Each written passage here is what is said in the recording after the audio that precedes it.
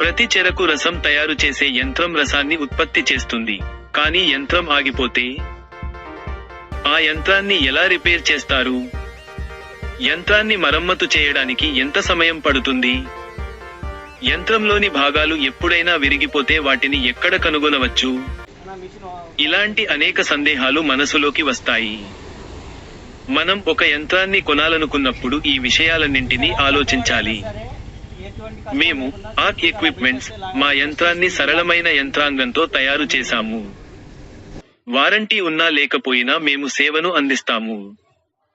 User మాన్యువల్తో ఎవరైనా ఈ యంత్రాన్ని రిపేర్ చేయవచ్చు. యంత్రం పనిచేయడం ఆపివేస్తే మేము 100% సేవను అందిస్తాము. యంత్రాన్ని కొనుగోలు చేసే ముందు మీరు ఈ విషయాలన్నింటినీ తనిఖీ చేయాలి.